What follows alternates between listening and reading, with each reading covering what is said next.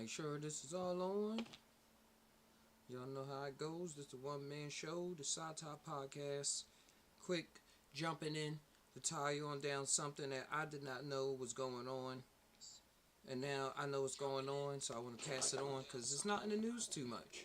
It's not in the news too much. Cuba has been out of power for like the past 2 weeks, 12 days, they said. And it's because of the stuff that happened in Venezuela with the U.S. so-called intervening and doing something alongside with like capturing their president and everything. You know how that went down.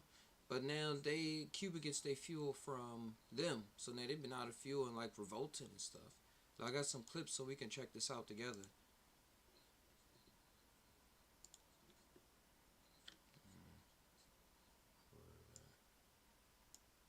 Cuba has fallen.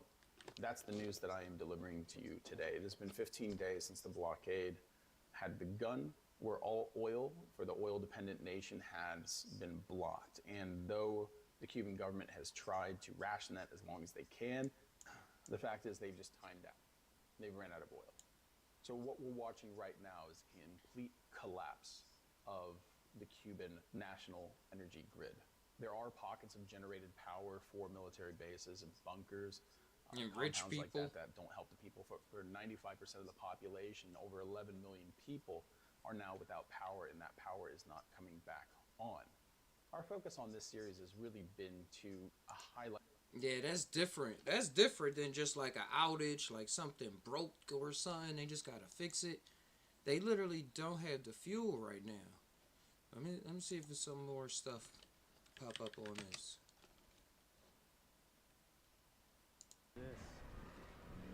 Holy shit. When was this posted? 3 days ago?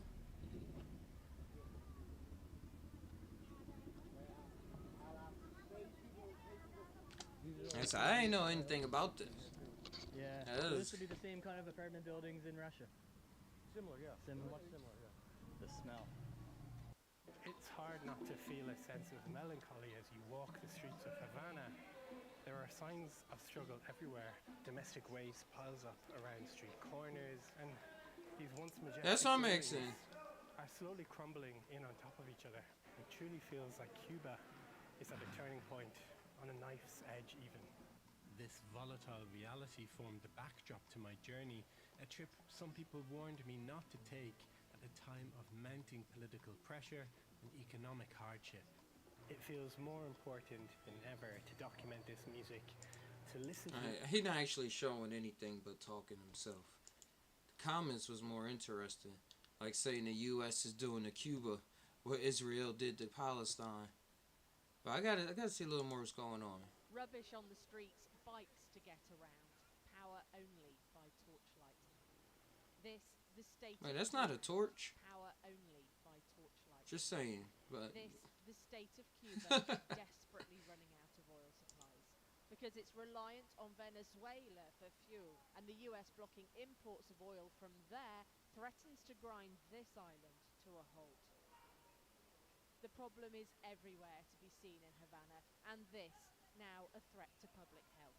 No fuel to. That's how Philly was when they stopped picking up the trash for just 2 days. Very critical. It's prone to causing diseases which are caused by garbage. Please do something about this. And no fuel for homes, schools, hospitals, causing blackouts for much of the day. Cuba's iconic 1950s Yeah, the kids. replaced by these electric bikes, the only way to get around in a country being choked off from its supplies. Life in Wait, so much fuel they had to take away the cars? Like, it's so less fuel they had to take away the cars and replace with electric? How long this been going on, or did they know this was going to happen? Cuba has become And they want to sell those electric cars. for the Caribbean island. Wait, I didn't click that.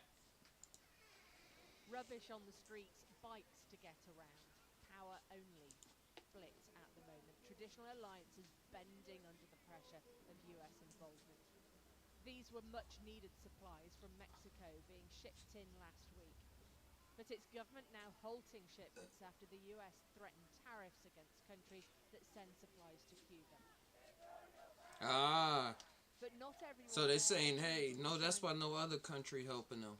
Because the U.S. said, if y'all help them, we're not going to help y'all out anymore. That's bogus. Against what some Mexicans say is economic suffocation for Cubans. And Chile's far-right president-elect saying it won't be lending Cuba a hand either. I do not agree with giving direct economic aid to a government that has imposed a dictatorship for more than 60 years and has left the Cuban people in a very deprived, inhumane situation. Russian tourists at the airport in Havana being repatriated, but while an inconvenience for its holiday makers, this is potentially an opportunity for Russia itself, because Cuba now needs oil and badly.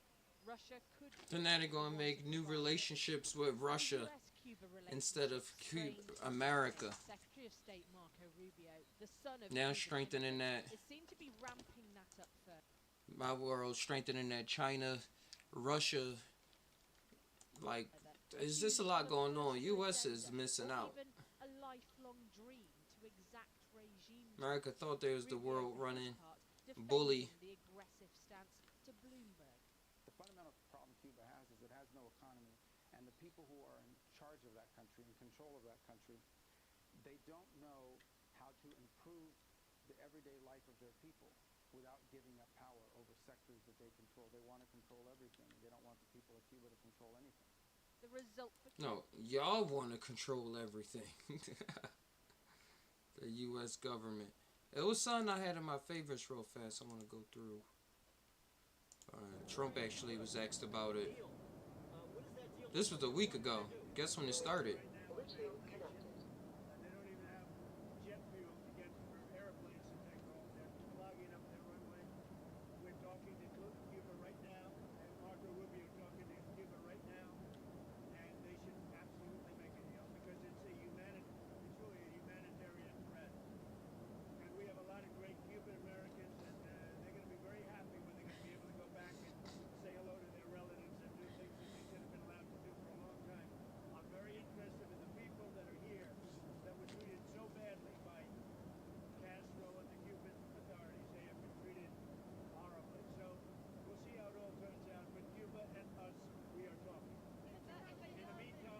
Cuba and us, we are talking. If a deal hasn't made, would you consider an operation like the one in Venezuela? I don't want to answer that. Why would I answer that? If I was, it wouldn't be a very tough operation. Ooh. Thank you. But I don't think that'll be necessary. He said, why would I talk about that? And then in the next sentence say, but if I was, it wouldn't be that hard though. And but why would I talk about that right now? But if I was, it wouldn't be that hard though. And this was a week ago. You see, nothing happened within that week. Cause that video we just seen, the other one was just like 3 days ago. So obviously that didn't go through. And yeah, is anybody else dropping some gems? Breaking. Right now in Cuba, people are living with daily blackouts. Power This was a day ago. 1 day ago. Millions of people in Cuba are feeling the Oh, that's my cuz. He got my last name. threaten any country that is supplying Cuba oil with sanctions. Yeah, we went over Oil that. shipments to Cuba stopped immediately. He said that he wanted to bring back U.S. imperialism, and he's doing it in 4K right now. History repeats itself. The U.S. comes out, vilifies the government of countries we don't permit, or the U.S. will find a... I want to see some hands on the ground. Here's how the U.S. manufactured the crisis in Cuba.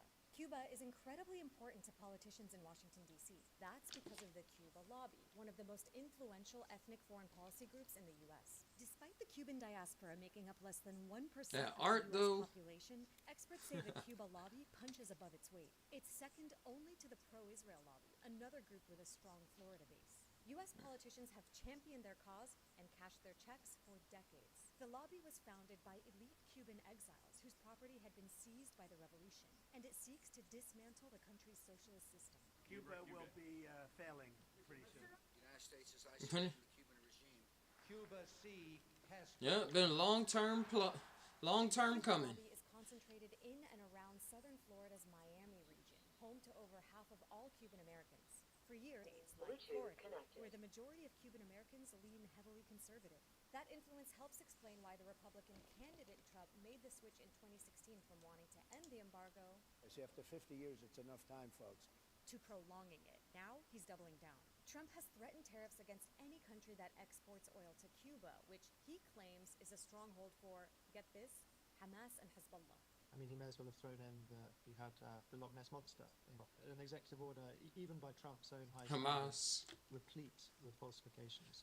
Historically, For real. the Cuba lobby has had access to the highest level of U.S. politics, allowing it to exert influence directly on decision makers. Take Marco Rubio, a Cuban-American champion of U.S. intervention. He's currently Trump's Secretary of State and is leading the government's latest squeeze. We would love to see the regime change.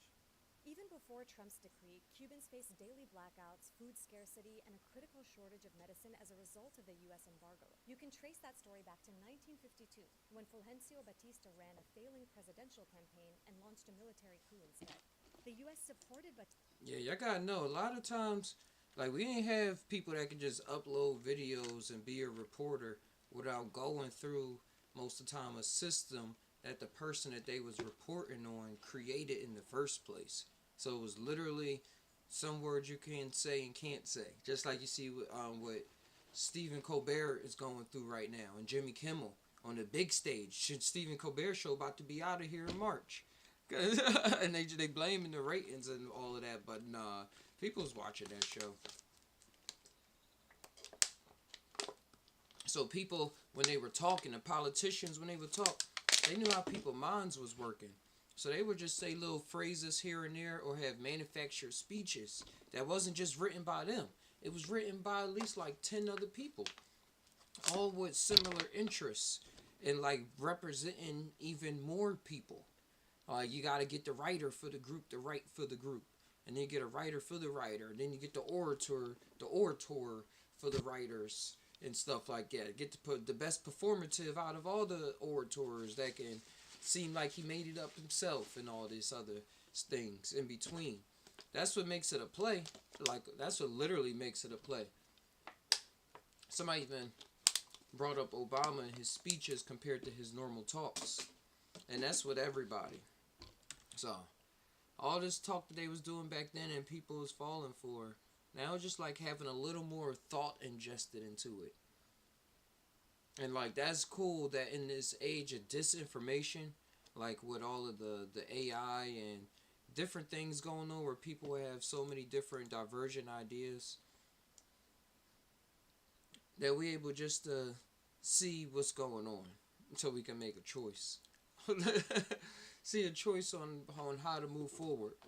Even if it's not under our full control. At least like lend a voice or not be a part of the bad picture unknowingly.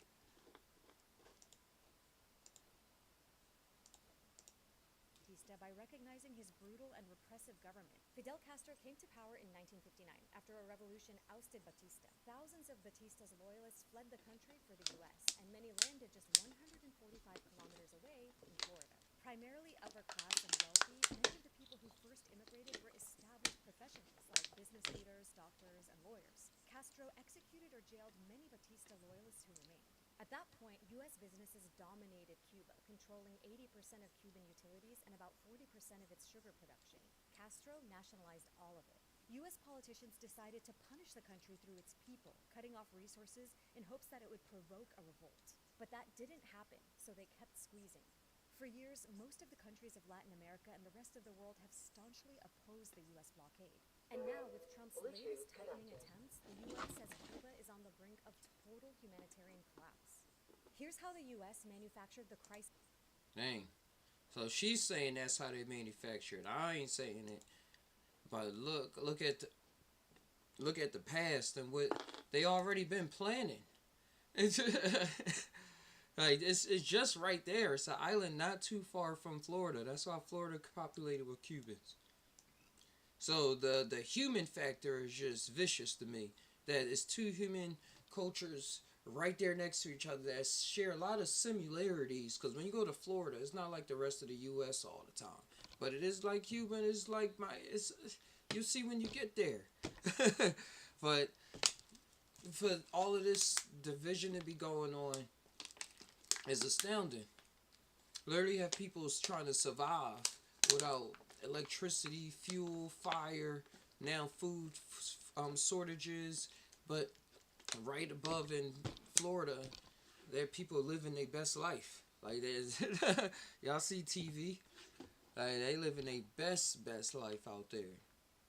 So imagine that being the case in like Palestine and Israel and stuff like that. Like it's not always just the people individually, you know, the people do play a part, but how the military is working in the government and then working on the people to influence the mind. Some people don't even care. Or like I didn't even know about this till I saw a clip. I ain't seen no news, no commercial, no nothing.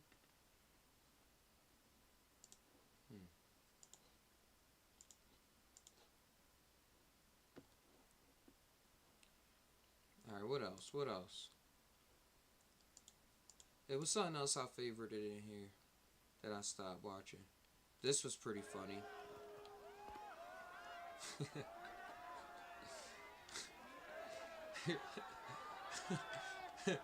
I can see this happening in Philly too. But I was watching they was like, the one day I could get away with this. But if I was the cop, if I was the officer, I would have left.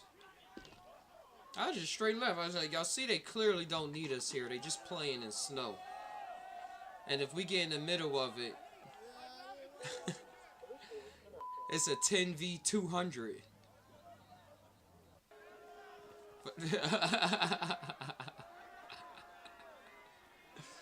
I can see how people be mad. I seen people in the comments saying, disrespectful. Why would they do such a thing? They put their life on the line. But hey, for a lot of these people, that is not the case. They siding with ICE nowadays. On an easy.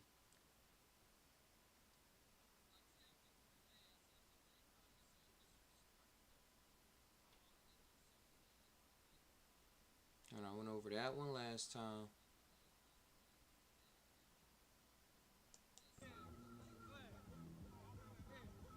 Some random Philly dancing.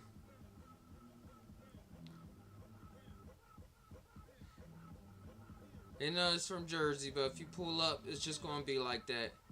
You know, in these times, we still got to laugh and be able to move. However, intuition tells us.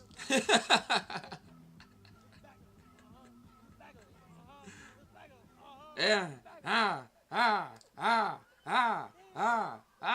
Get him. Get him. Get him.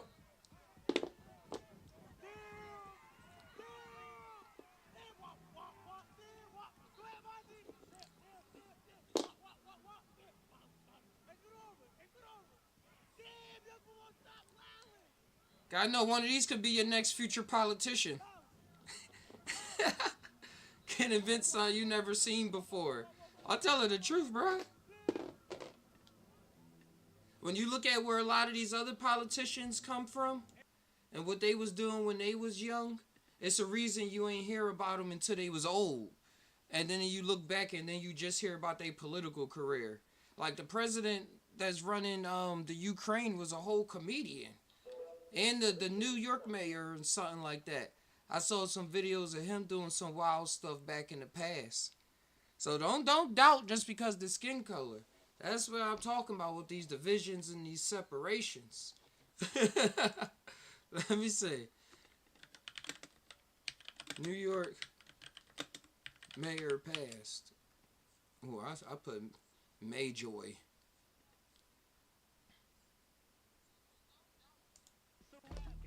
Hey, look, he was a rapper. I ain't making this up.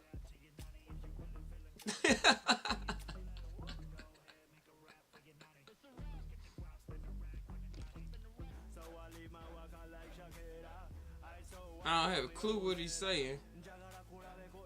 Oh, he talking different language.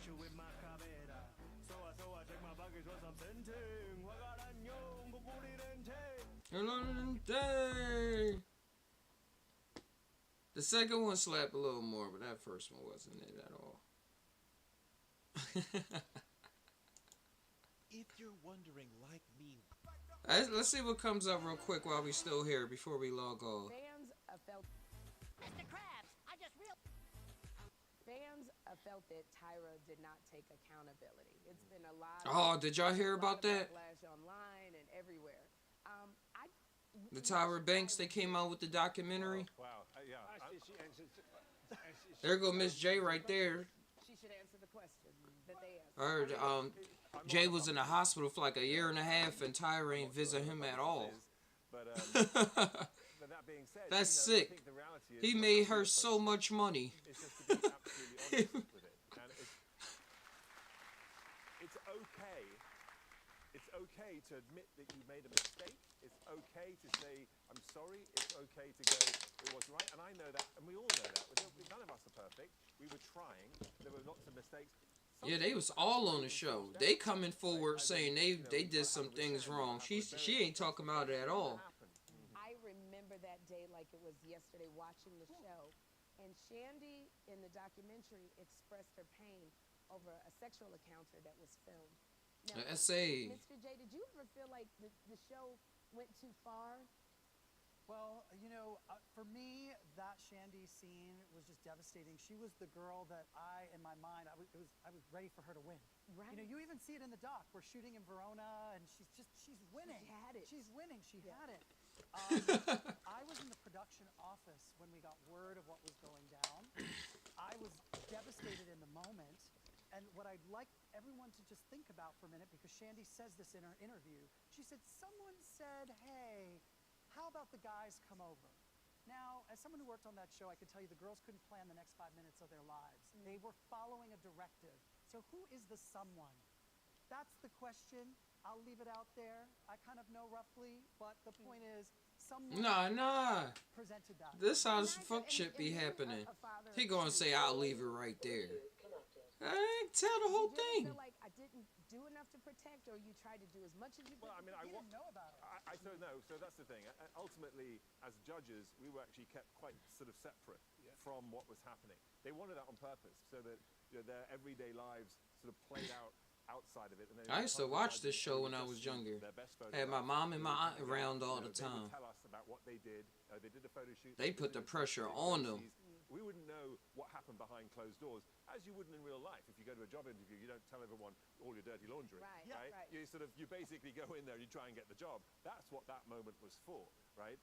I watched the shows like everybody else did and saw what happened to Shandy on TV the way the rest of the world did. I didn't know the behind the scenes, all the things, the fact that production allowed this, didn't allow that. Because there was no social media, it didn't get out to the world. See, I mentioned that earlier. Because there was no social media, it didn't go out to the world. That would have been out in the next morning. That was today. As a responsible adult, as a decent human being. Alright, what's your opinions on this? Do not let two young people who have got drunk go to bed together and film it as if that is somehow okay. It was not. Yeah, they filmed it and uploaded her whole essay on the show and said they just was having a drunk night. Like, somebody planned that. Like, they was breaking it down. They didn't plan the next 5 minutes of their life. Everything is from production. So for them to be drunk and then say, we're going to go do all of this and not think that they got plans for the show and all of that stuff, somebody set that up. And then they had the cameras right there. Like, all these shows that got popular and people in the past, they pushed some parallels. Like, they was imagining some parallel realities, and they brought that crap into their existence. Like, Tyra Banks was there. All of them was there. Oh, let me see, because that documentary just came out, but I didn't watch it yet. Tyra Banks.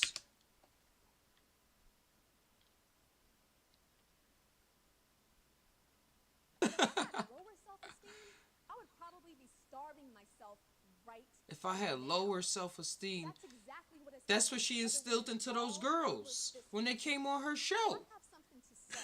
Damn. All of you that have When they came with a fat ass on the show, she was like, y'all gotta go. me. Yeah, I saw, like, then she licensed the show, so it wasn't always, what you doing? It wasn't always that girl, but it was their whole production crew and everybody that was kind of behind her. So I'm not trying to do some straight up Tyra Banks slander. When I said respectfully, Tyra, you had a phone that I knew you were struggling and I did nothing about it? What? You don't gotta support me. You ain't even gotta like me. But don't see me in my... Bluetooth connected. So fucked up. I've actually apologized for the issue with Danny and what happened. Not opening any doors, opening any doors for me.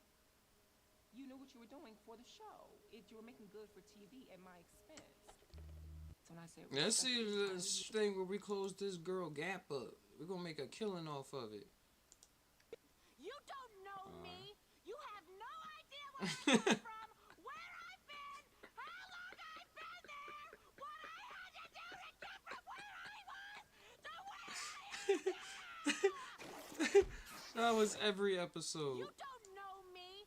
You all right. What are y'all thoughts on this in the Cuban crisis? You know what to do.